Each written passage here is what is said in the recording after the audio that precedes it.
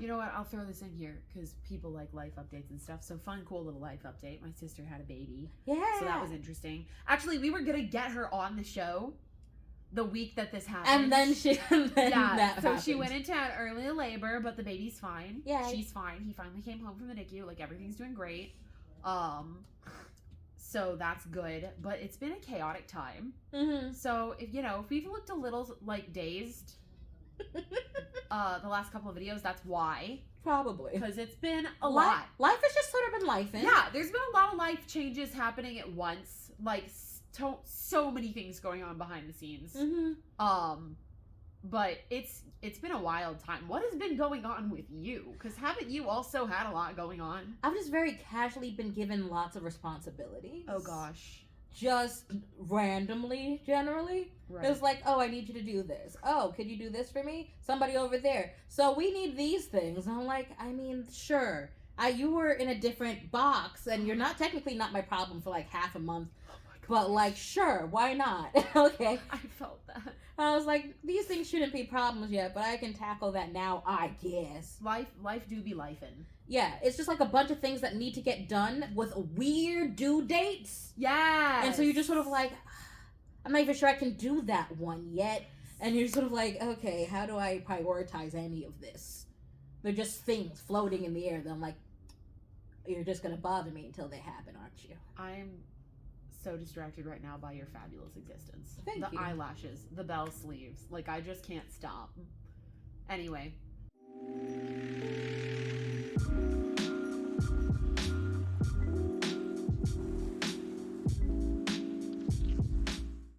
Welcome back, or welcome to Confessions of a Homeschool Graduate, where we talk about our experiences through homeschool and what it's like now that we are graduated, grown adults. Yes. I guess.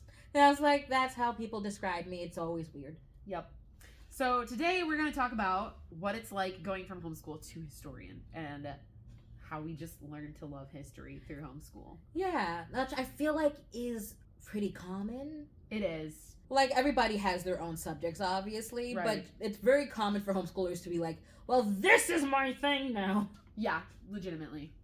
And just like, we have a very strong attachment to like one subject. I even specifically remember talking to my friends and getting so upset. Like, all of my public or private school friends who were like, history's so boring. I would get angry. I'd be like, what do you mean history's boring? I just like wouldn't understand what they meant by that. Right. It's like, are you speaking English? They're like, I just hate memorizing dates and stuff. I was like, memorizing dates can be hard, but like, history is anything but boring. But bro, when they would start talking about that, I would get confused because I'd be like, what do you mean just memorizing dates? There's so much more to it. Right? I was like, people always like, memorizing the dates is hard and I don't care about this thing that happened. And I was like, I feel like you're focusing on all the wrong parts. I personally felt like my friends were cheated by their experiences. That's like, fair. I would get literally like angry for them. Because that people they didn't tell like me about history class, and I'm like, that's booty. I'm so sorry. I just remembered like a core memory that's buried way back here that you were gonna love. I'm listening. Oh my gosh. So my brother's best friend was over one time for a sleepover. I literally just remembered this. And we had our history curriculum, and we've talked about how I literally like would cut all my curriculum and just take it around with me, the literature one. Mm-hmm. Apparently I also did that with history books because I just remembered like I can see the Bob Jones 5th grade logo. Like, I can see it. I can literally see it with like the burlap crosshatched looking cover. It's right here.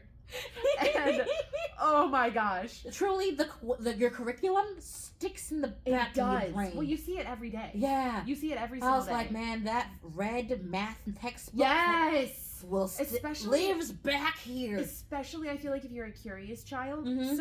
So his best friend was, traditionally schooled, and I felt that it was my personal duty to make history fun to him. Like, they're like off doing their own thing, like playing with cars and swords or whatever, and here comes annoying little sister to interrupt all the fun. And I literally bring my history textbook into the room, and I'm like, let's talk about history. Here's why it's fun. And I'm literally making a case to my brother's best friend. Truly minding your business. Do you want to hear about Charlemagne?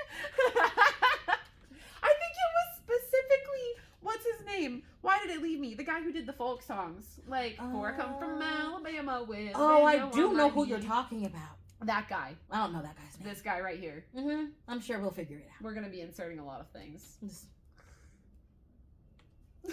Wait, do it with me. This guy. Yeah. Anyway, he has a name.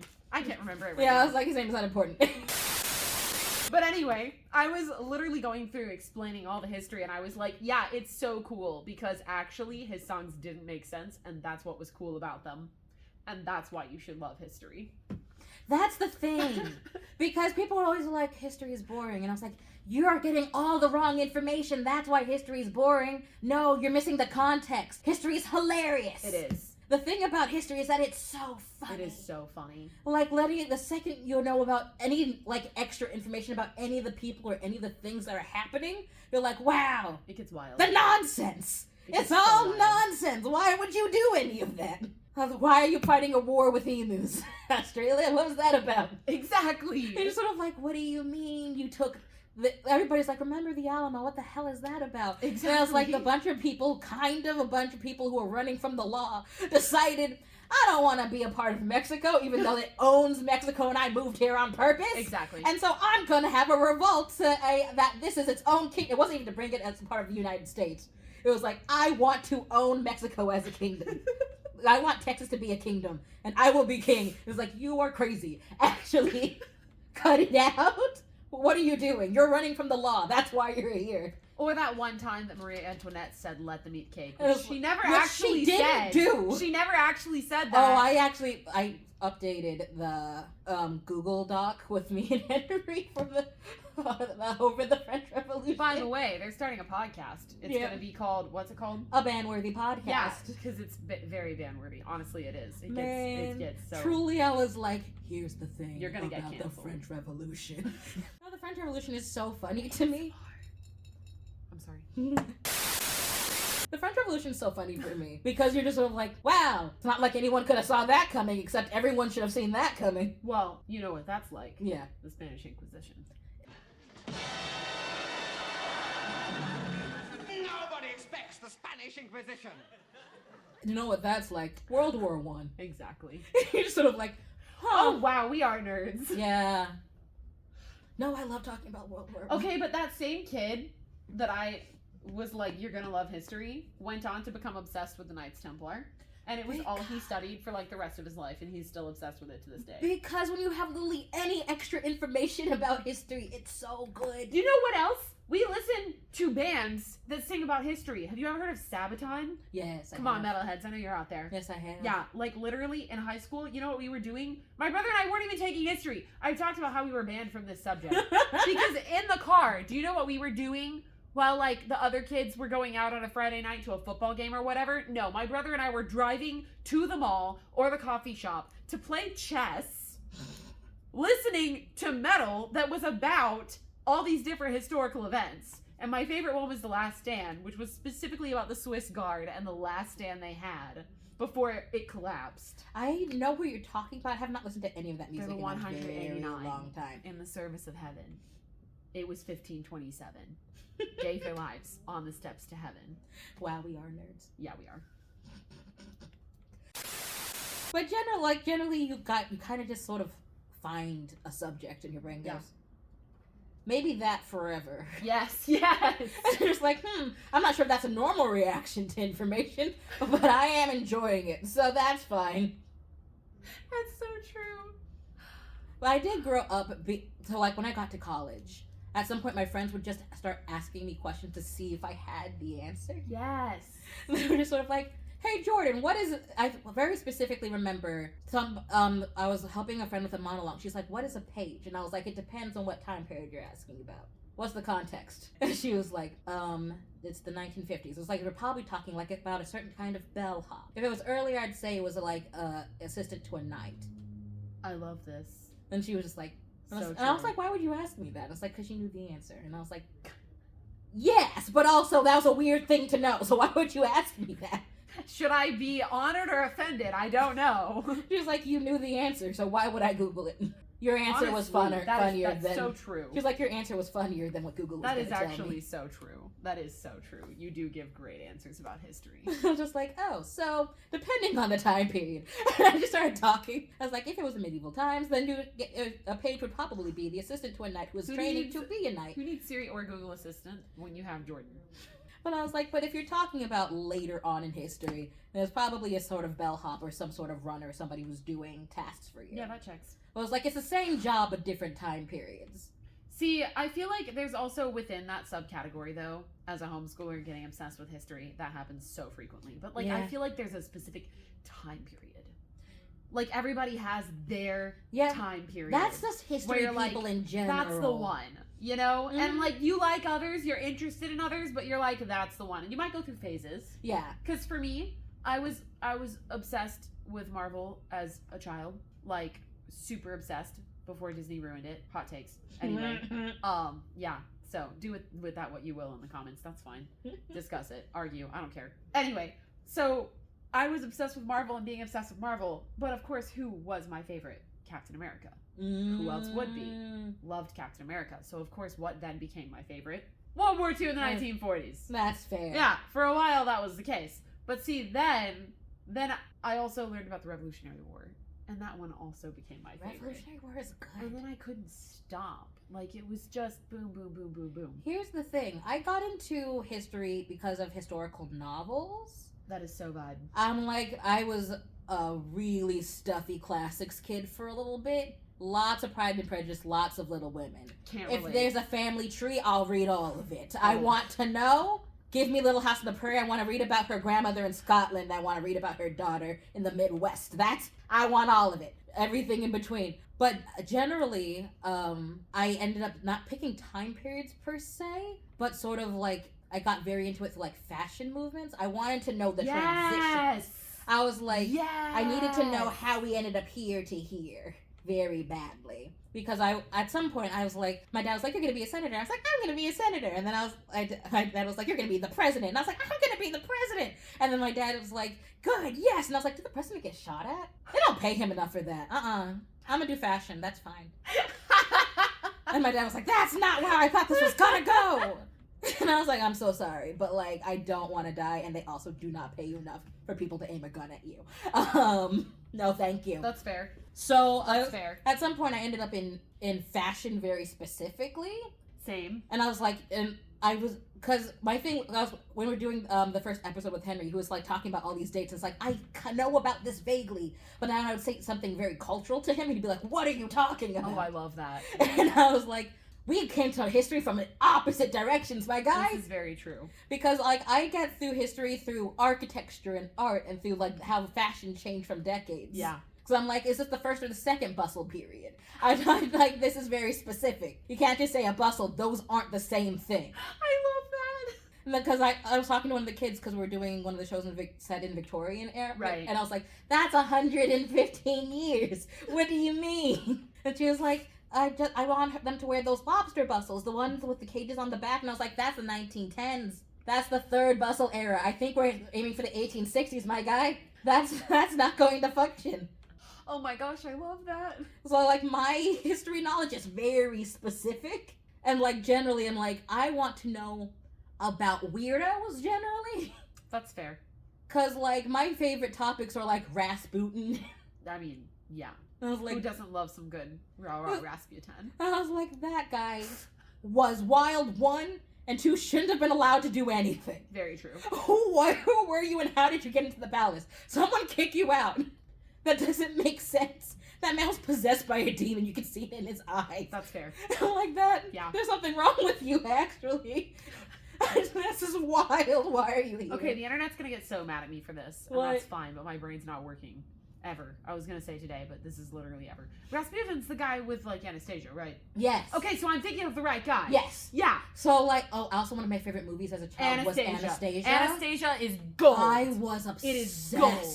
with the Romanovs My as a whole child. childhood, yes. I was like, this is not. But they're like, what's your favorite Disney princess? Like, Anastasia doesn't count, does it? And they're like, that's not a Disney movie. I was Well, like, get well, over it. I It don't counts. care. It counts. Anastasia's the best Anastasia one. is, yes. But like, one movie day was I so got my good. claws into The like the actual animation. history, and I was like, this is Okay, that actually happened to me, and I read like an abridged version because they had to really water it down because it was for kids. Oh yeah, And no, I it's read like it. that situation was It wild. still messed me up for That like 2 situation weeks. didn't make any sense. I don't think I even finished the book because I was reading about her little brother and his medical issues. Yeah. And I was so disturbed because I was like, what do you mean? Like, didn't he die? Well, they all died They all eventually. died. He didn't die from his medical issues that specifically. was it. It was when I got to the end of the diary and she's like, yeah, they put bags on our head and lined us up and that's how my family died. And I was like, I'm done. I was probably 10. Oh no! Oh no!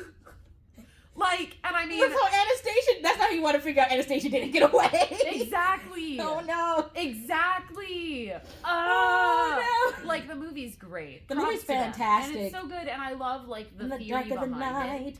Like, the conspiracy. Yeah. Saying, like, this is a way that it could have gone. Like, as historical fiction, mad respect. But, like, the unfair hopes that it gave to Right? a 10-year-old. I was like, tell me everything about it. How did Anastasia get away? Oh. She didn't. Oh. That's So not if fair. you're hearing about this for the first time, I'm so sorry to crush your dreams. Anastasia did not make it. Yeah, she didn't. Every once in a while, people will be like, this picture from this It part was of the brutal. country. And I'm like, no, that's not. Yeah. It's not. Also, The Diary of Anne Frank. That one's also not fair. No. I never read it. I watched a made-for-TV dramatization of it. I don't think I ever read The Diary of Anne Yeah. Frank. I just have so much osmosis knowledge about it. I could hold a That. good conversation That. as if I had. Oh my gosh, and The Book Thief. I loved didn't know historical about films. I loved historical films. That's Yeah. probably what got me. Maybe. I think what got me into history was historical films. And then also through watching the historical fiction, some reading. I didn't start reading it until like later. So like high school is when I really got into books. But watching historical films, I started to want to dig into the film process behind it because I love movies. That makes sense. And then I was like, cool, what is historical accuracy? You know one that really I have to thank for a lot of that? The BBC's Sherlock Holmes. Really? With Jeremy Brett. Oh, okay, that one. With Jeremy Not Brett. Sherlock Holmes. No. Okay, No. I see you. With Jeremy Brett. I Like see the you. original, I think the company that helped produce it was Granada. Yeah. Like- no, I know what you're talking about. I was about to Yeah. be like, explain yourself No. immediately. No. I was like, expeditiously. I'm How? not talking about that. I'm Sherlock talking about help you. Jeremy Brett. No, I Sherlock understand. Holmes. Yeah, no, I understand. I did Because watch it was those. very book accurate. And then also digging into it, like my sister loved it. We would watch it as a family. It was just such a good show. Mm-hmm. It was such a good show. Definitely had some hard subjects for kids, obviously. Like there were some things that were kind of tough because murder. But, you know, it was still, I would say it was still a pretty good family thing. I don't know. Figure it out for yourself. You'd have to go watch it. It's been a long time since I've seen it. Anyway. That's fair. But what got me about it was wanting to dig into the historical accuracy. And then also a lot of antiquity. Like surrounding probably Indiana Jones, Sherlock Holmes. Yeah, honestly, I was just an action adventure girly. Yeah, that's Like fair. it was the movies that really got me into I was a history. historical drama girl. I liked classic literature and like having the cultural context handed to you with like those books is like Pride and Prejudice. So I was like, and this is the way people acted, and that's why these things would be happening. I did not read Pride and Prejudice until last year. Really? Yeah, it was never. Oh no. Here's the other crazy thing. My mom has never read Pride and Prejudice. I know. That's why. She's read so many other historical things, but somehow that one never made it into her reading list. Interesting. Yeah, and like I'm trying to get her to read it because honestly, I know she would love it. Mm-hmm. I loved that book. I now understand why most of the internet was obsessed with it. But here's another thing you have to know. I want it to be different. So while there were all of those, you know, what's the word? Regency girlies out there. Like I was like, nope, not me. Oh no, I was into that stuff way Like, before I the didn't- Regency girlies I didn't became want a to thing. be another Regency girl. I was like, welcome to the club, Regency girlies. Oh, you're the one who helped make it popular. Yeah. Which is fine. I was like, welcome to the club, Regency girlies. If you like it, then we'll have more things sold to us. You're going to make our things more grabbable. Please get into it so I can buy stays on purpose. I don't want to make them. Make these things something sold. It's like, that's the only reason I like superhero films. I'm like, yes, give me Loki merch. Don't make me like this in a box. Like it where I can buy it in Hot Topic. Make my life better. Yeah, I'm hitting my Regency era late. Yeah. I'm hitting it like now. I think like the book that really made me go, history is very interesting. I was reading there's a series that I got at the library. And I was like, Dear Something was a diary series. And it would just be like different like things that were happening, and I had one on the Dust Bowl. Ooh. And it was like just synapses connecting in here. And I was like, it was talking about Shirley Temple and like how the Dust Bowl happened and what it was like to be somebody who was living in the West at that time. I want to read this now. And I was like, and how they would have to like stuff the cracks of their house with like wet rags to keep the air cleaner. And I was like, I need to know everything about this. I need to know everything about this immediately. And after that, I'd be like, I would read something historical. I'm like, there's stuff happening in the background, and that's going to make, and this information is going to make that make more sense. So like, I came from it from a very human perspective. Yes. Of like, people are weird, and when people do weird things happen. And so if I can get both of those things in the same box, Right. it's going to be very exciting. And that's how I got into history generally. Your mother did this to me. Did she? I hold thoughts now in my hands. Oh yeah, it's easier. It does help. It really does. So this is Shirley Temple. Mhm. Because you said Shirley Temple. I was obsessed. Literally obsessed. Like, I wanted to own the creepy Shirley Temple dolls. Oh no. I got her biography at like 12, and I was getting excited to read it, and my mom picked it up and was like, you have to wait. So I haven't picked it up yet now, but like, she had a hard life, dude. But that's the thing. I figured out what it is. I love to do deep dives into people, specific people, and then it was definitely, most assuredly, the film industry that got me into history, because film romanticized history for me. Yeah, it was books for me. Yeah, it definitely romanticized it. Well, and like watching Indiana Jones, to me, that was one of the first experiences where it's like, oh, he's a historian. Like, here's this like badass guy who's super into all these things. But like, seriously, I mean, Indiana Jones, who doesn't love that? Like, and he's so epic and cool and like charismatic, but he's a historian. And you're like, okay, cool. It's actually really cool to be a nerd. Yeah. I feel like that was one of the first times that happened where that became a thing. And then also Hugo, which is literally a film about the history of film. I feel like I just always needed really niche information. Yes. Because, like, there's the films, but also I started doing costume design when I was still in high school. And I was just, like, building up historical profiles of decades in my brain. Yep. And so I'd just be like, and then I'd, like, have elements of architecture and, like, the art at the time, and the art movements that sort of, like, told you what was happening in the culture at the time. The hours of period-accurate YouTube channels. Yeah. Just hours and hours and hours. But like, I remember in college, I don't remember how we ended up doing this. One of my friends was modeling wedding dresses. I love that. And he was like looking for a historical place to shoot. And I was like, well, if you go to this place in downtown, this is a pretty 1920s based off the blah, blah, blah, blah. And he was like, well, you're coming with me now. And I was like, I don't know. Okay, sure. And he was like, tell me about the architecture. It's like, so this is Art Deco architecture. You can tell by the... And that's just sort of like how my brain works. I want a visual, I want a cultural context, and I want to overlap with sort of the broader history that people actually teach you on top of it. And that makes it so much better. Everything you just said created a vision board with scrapbook tape in my head. Yeah, pretty much. I can see it. That's just sort of how my brain wants it. I come from like the visual aspect of it first. And then I'm like, wait, what was happening? Because like if you think about 1940s, like why did it look like that? And it was like, oh, well, they were functioning off of war rations, and so they would draw the lines on the back of their legs. Yes. And it's because they didn't have nylon to make tights. Exactly. And this was still a time period where going outside without tights on was a little... Exactly. I was like, ma'am, what are you doing? I was like, well, I don't have fabric, and we're at work. So I'm going to powder my legs, I'm going to draw a line up the back of my legs to look like a seam. Which might be why the style now, when people do it retro, they associate tattoos and... like rockabilly dresses is a very popular thing. If I were to get a tattoo, I probably would get the line up the back of the leg. Good. I'm just like, I don't like pain.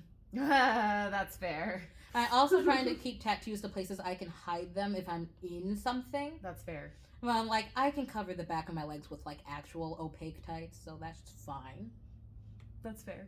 So I'm thinking about it. That is such a historian thing to do, though. Yeah, I was like, that one actually makes sense for me. It does. It does. It really does. That's really how I feel like I got into it. And yeah, I mean, it is, I feel like, kind of ubiquitous with homeschoolers. Because that, I think that the whole learning environment of getting to learn at our own pace, we talked about permissionless education, and we talked about independent education. So edutainment is part of what got us there, because like, notice we've talked about books, we've talked about movies, Very rarely have we said, oh yeah, this lecture that I had where I had to memorize these dates was very impactful. Truly, no sit-down lesson had anything to do with my interest in history. Some of them did for me.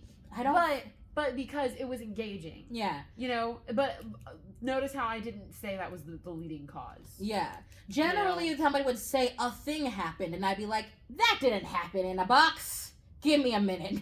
Exactly. Well, and I think it's really cool, too, because it also gave me a little bit more of a historical context for, like, my parents' childhood. Because we would talk about that, too. Because when we would get all the way up into, like, recent history, like in the last 20 years, that was really cool. Because then I would do deep dives on not just, like, super ancient or super, you know, American history that was, like, 100 years old. I would also do the more recent, which gave me a lot of understanding of, like, the 1900s. And, you know, 60s, 70s, 80s.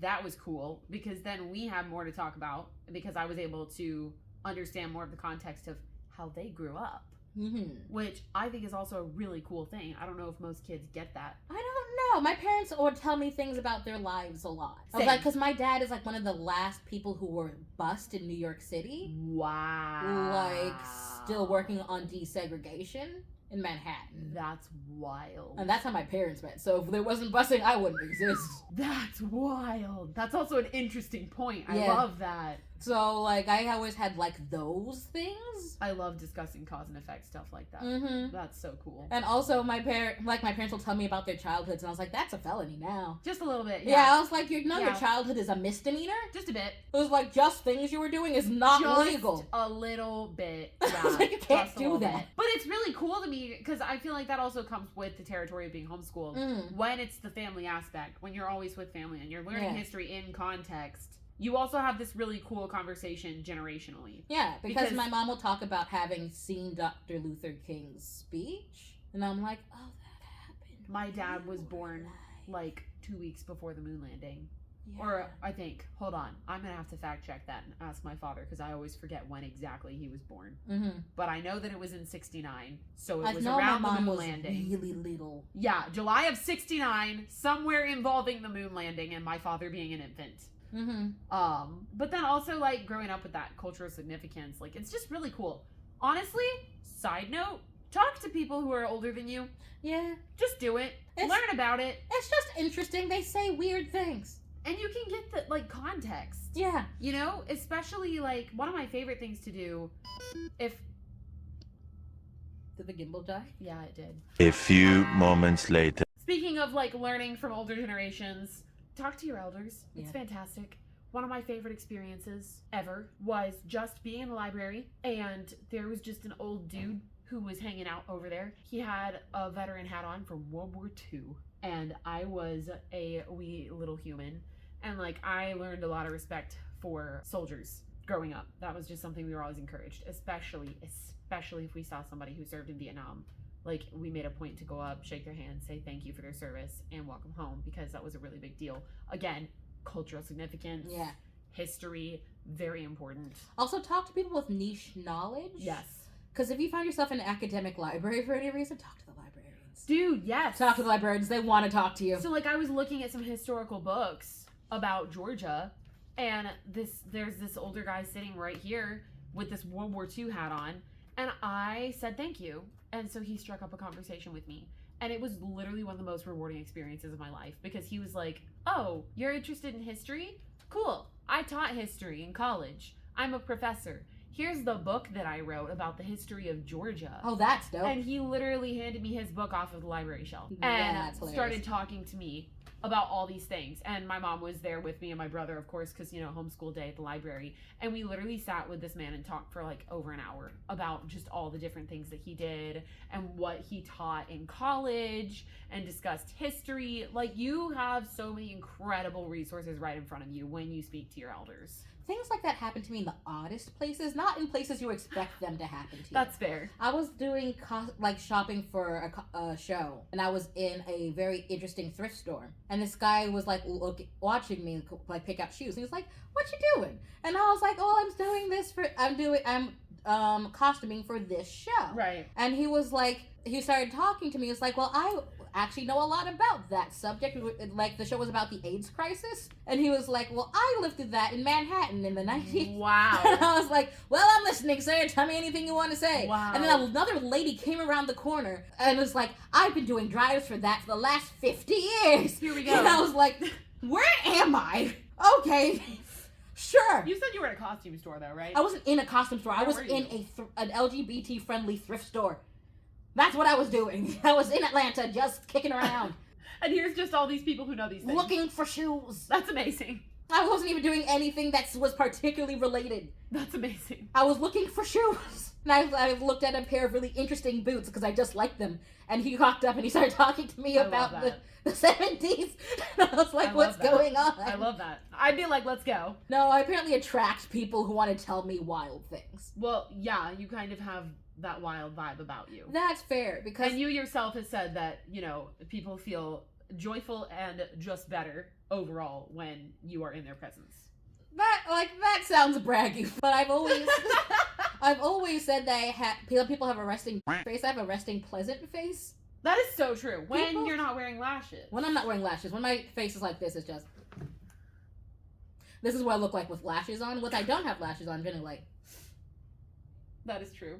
If I'm even slightly engaged, I look like this. Right. If I'm zoned out, then my face gets a little more serious generally, but if I'm like engaged in anything, this is the look I have on my face. So people just come up and talk to me. I also have like a long history of like people in museums being like, let me tell you something wild that's not in my script. I love that. And I'm like, why would you say that that to me? It's always over the most horrifying thing. You know what? But why is that so true? Why does that just happen? No, like we went to the bodies exam when I was a kid, and the person was like, these are war criminals, this is deeply illegal. And I was like, what's happening in here? What do you mean? People would tell me the wildest things. I don't know why. I was like 12, and she was like, come here.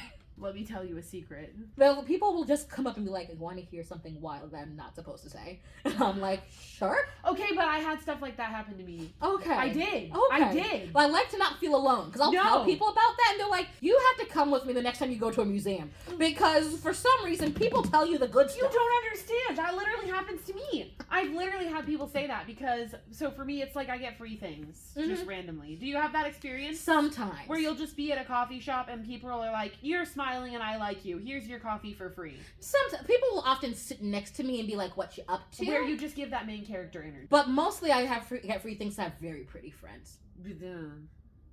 But like, I don't know how to respond to that. I don't know because I'm the one who gets free things and you just said that and now I'm like, wait a minute. I was like, have you considered? No, I just... Oh my gosh, like okay, no, we're getting close to 38 minutes. Okay. We're getting... We're I squirreling. can feel it. I can feel it. But we wanted to talk about also our obsession with art. Yeah. How much we love art and how that translates into history. Go. Yes. So very specifically, just because when I was talking to Henry about the French Revolution. Of course, because it always comes back to the French Revolution. Literally always. And he was talking and I was like, this is not how I realized the French Revolution caused all of these things.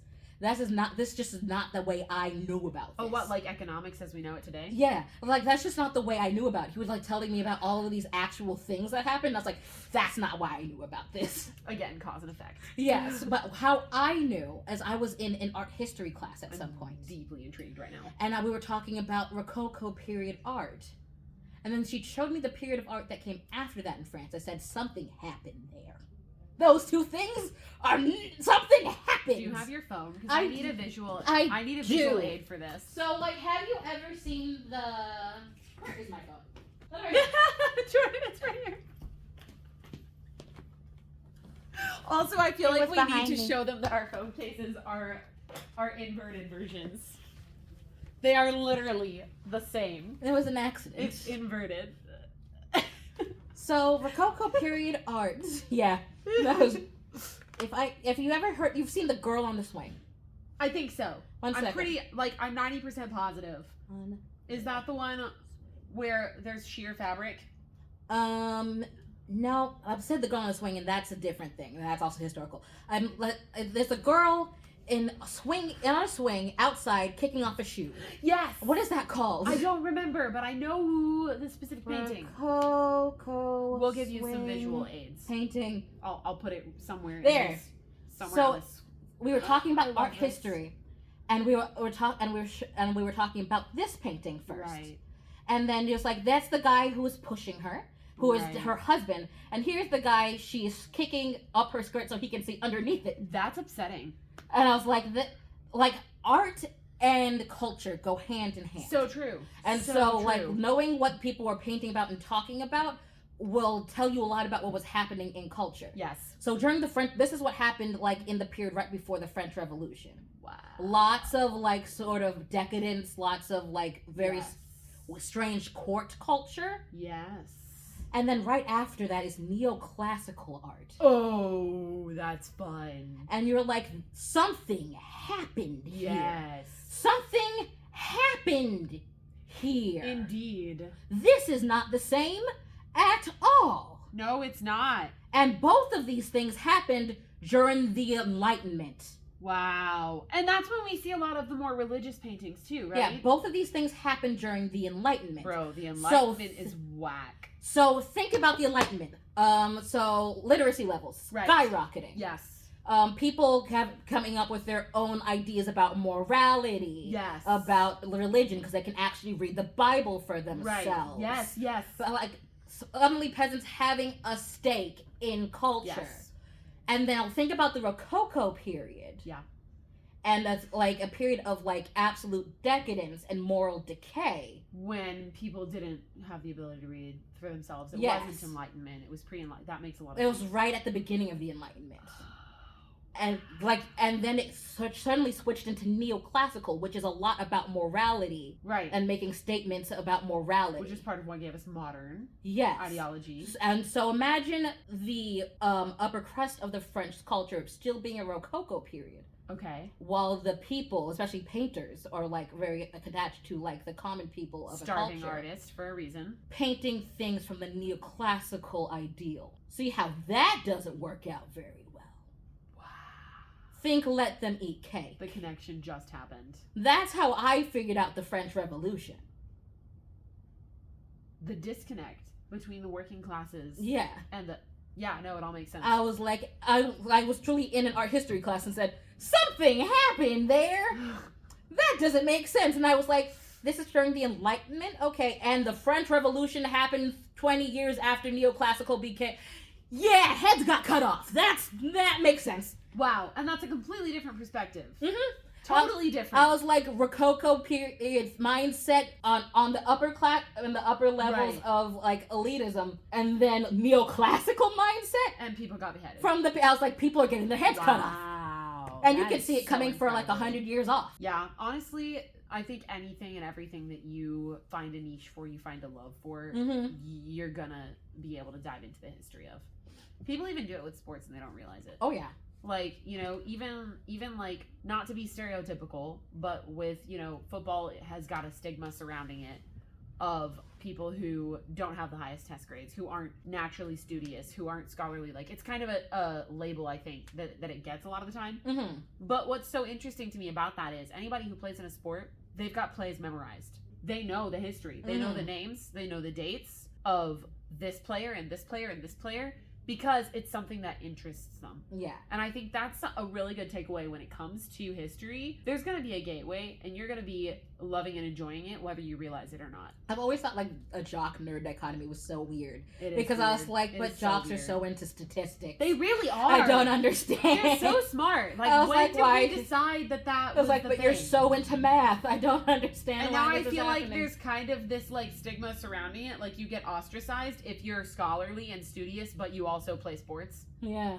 Like, it's almost not allowed to be both. I was like, it's the same thing. Yeah, but we are swirling. We are hard Well, swirling. yeah. But it's like, it's not like math and music aren't the same either. Exactly. It was like, that things are disconnected generally. If you allow yourself to enjoy things, you're gonna get smarter. Yeah, that's honestly so true. I legitimately feel like we've just opened a can of worms that I could talk about forever. That's fair. I'm trying to think if there was anything else I needed to say, but you know what? If there was, let us know in the comments if you liked this video. If you want to hear us talk about more about our niche interests, I could literally do a whole video on the history of art. and cultural stuff. If you want to hear a weird way I got to understanding a thing about history that's just not the way I was supposed to figure it out. Yeah, honestly. I have a bunch of those. I'd be happy to deep dive into more of that. We do want to be discussing history more. Yeah. Because that's a cool thing that we do. Not just our experiences, but just in general the things that interest us. Because I feel like we haven't really talked about that. Like, get to know us a little more one-on-one. So let us know in the comments. And if you like this video, we would love it if you would just like, share, and subscribe. It really, really helps us out because we are a small channel and we are hoping to start bringing in the moolah. Yeah. So that would be fantastic. And until next time. Bye.